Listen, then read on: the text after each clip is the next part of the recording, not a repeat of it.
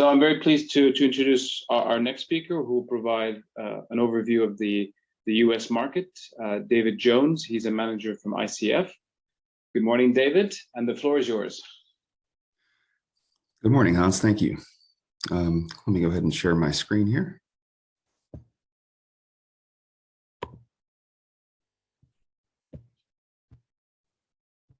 And go into presentation mode.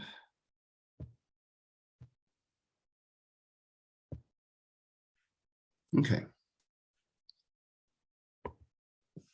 So yeah, today I'm going to talk about the U.S. market for CHP, and so we at ICF we support the DOE CHP deployment program. The Department of Energy has had this program for about 20 years now, and we track all the market activity and support the market by putting out publications, and we have project profiles for a lot of sites across the U.S. And so if you haven't checked out the website and seen some of that stuff, I recommend you do that. One of the things we do is keep a database of CHP installations across the United States. We do this through a contract with Oak Ridge National Laboratory. We collect and verify and add systems to the database. It's hosted online at this website here. We have all the information on the following slides is based on data found in the database and some analysis that we've done around that. So today we have an estimated 81.5 gigawatts of CHP in the US. And we have, you can see most of the capacity is in the heavy industrial sectors like chemicals, petroleum refining, pulp and paper. We also have some food processing, primary metals, oil and gas extraction. And then we start to get into some of the other types of applications, utilities, district energy, and then some institutional colleges and universities. And but you can see that the commercial and institutional types of facilities, they don't make up that much of the capacity, but there are a lot of them out there.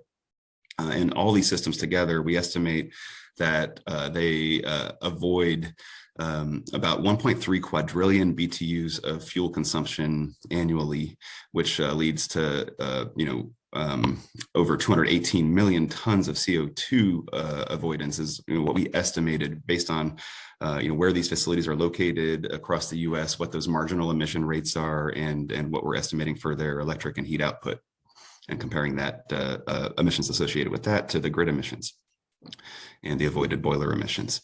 And CHP makes up about 7% of the generating capacity in the US, and we estimate that it's about 13% of the generation because it has higher capacity factors than a lot of the grid generation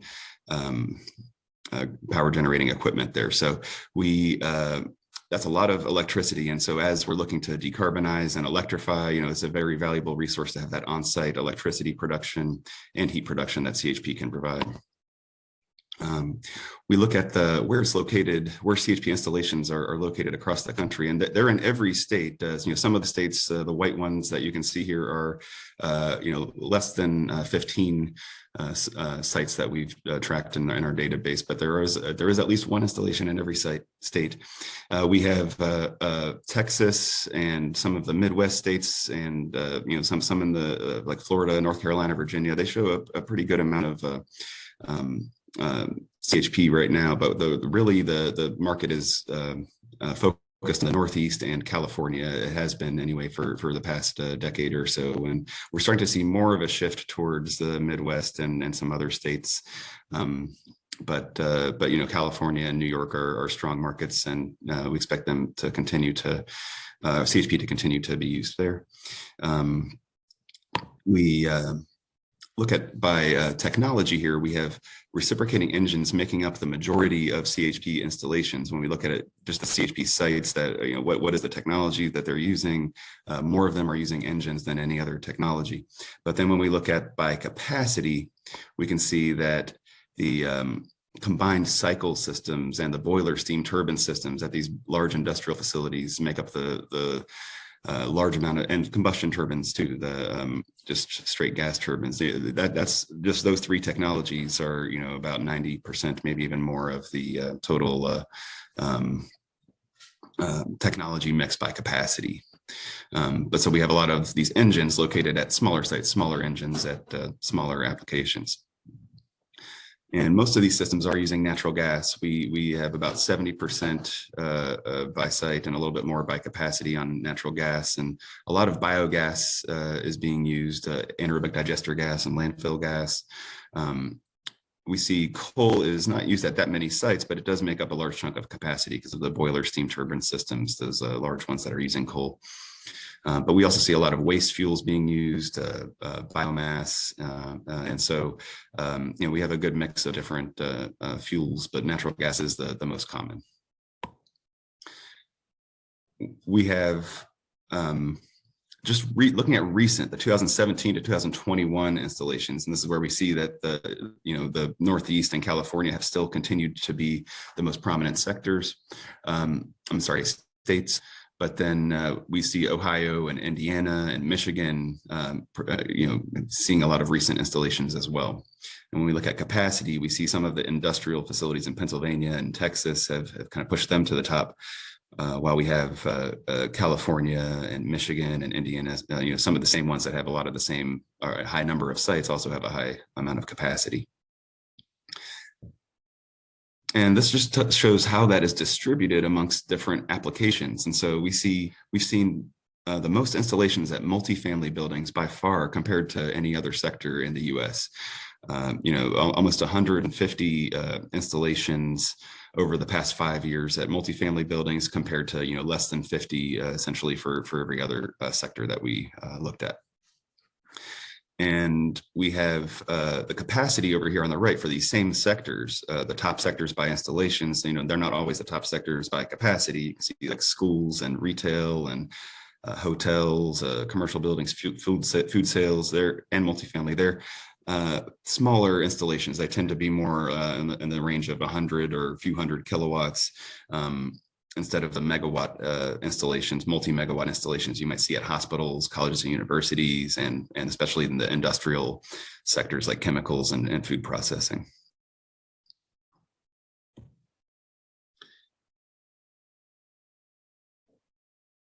Okay, and now when we look at the top market sectors for just the past 5 years, the same thing we saw on the previous slide is over here on the right. The multifamily buildings having almost 150. This is just the past 5 years, kind of the what we see for the top sectors. But when we look at before 2017, over on the left side, we can see that it's much more dominated by the industrial and utility applications. The dark bars here are much more prominent before 2017 compared to after 2017, where we see more of these green, commercial, residential, in the case of multifamily and institutional types of installations over here. So that's kind of the more recent trend that we're seeing, and packaged CHP has really helped with that. And we're also seeing a trend towards microgrids. Some CHP installations are part of microgrids, and we have a similar database to the CHP database where we keep track of microgrids across the country. A lot of them do use CHP to have that resilient on-site power and heat. And so we see over 200 microgrids with CHP in the US, and over on the chart on the right, you can see the types of applications where CHP is being used in microgrids for resilience. And so colleges and universities and hospitals, these big campuses that tend to have CHP delivering electricity and heat to multiple buildings. They're also wired for resilience so that they can either do a black start or ride through an outage.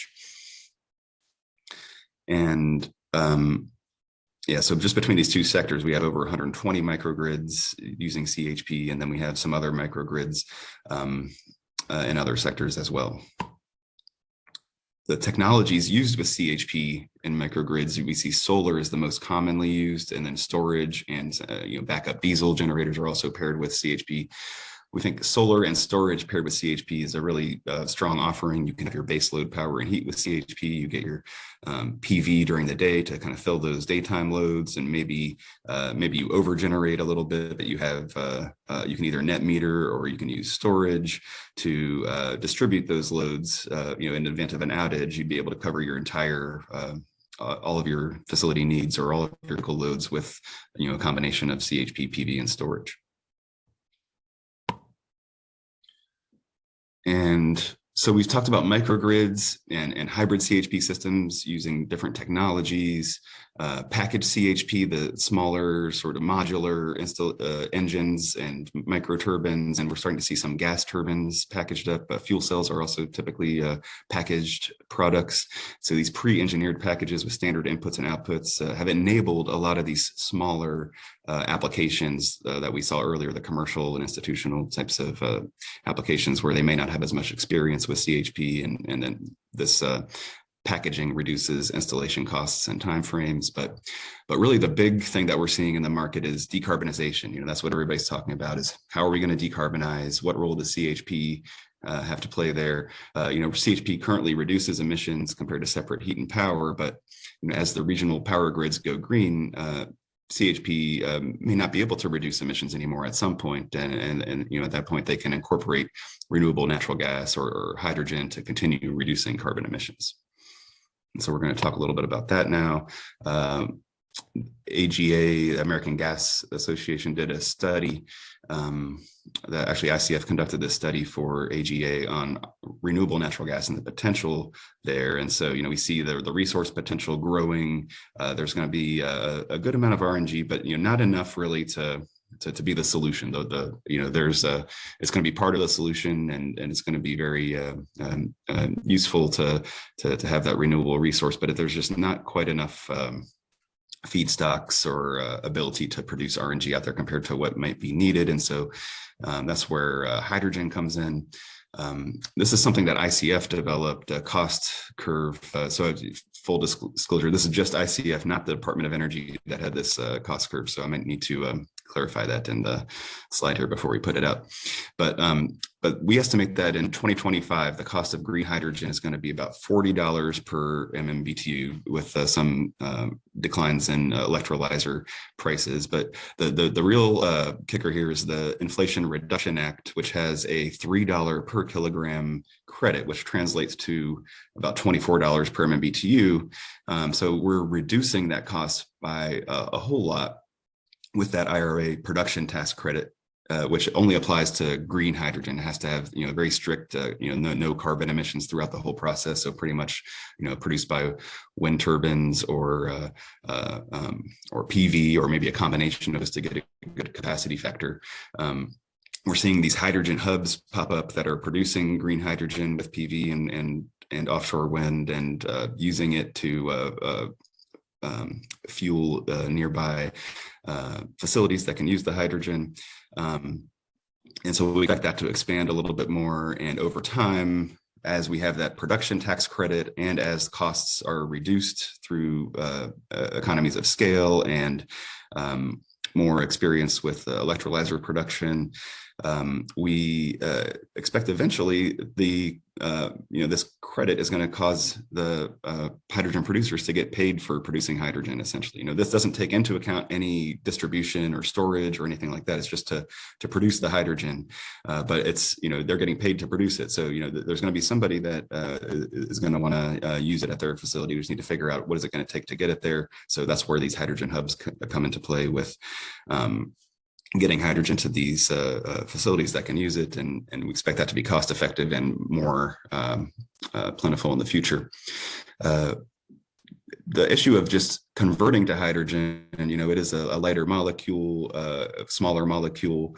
It tends to escape when you try to store it, so you have to be really build your storage vessels or use the underground salt caverns where you're not getting those leaks, and then once you combust it, you have to make some adjustments for the flame temperature. That's a higher flame temperature, so it's going to produce a little more NOx. You might have to do some more treatment there. But basically all the current equipment can use blends of hydrogen. All the current natural gas equipment can use blends of hydrogen, and some modifications will allow them to use 100% potentially. So, and we do see CHP systems that are capable of 100% hydrogen, and not just fuel cells, but engines that are capable of 100% hydrogen. And all the engine and gas turbine manufacturers are working towards that and expect to have 100% hydrogen soon. So just in summary, CHP is highly used across the United States, installed at over 4,700 sites. There's a large amount at industrial facilities. Natural gas is the most common fuel in multifamily buildings, the most common sector for recent installations. Packaged CHP systems are enabling non-traditional commercial and multifamily markets to benefit from CHP. In microgrids, CHP acts like a resilient baseload anchor that can allow critical loads to be served during extended grid outages.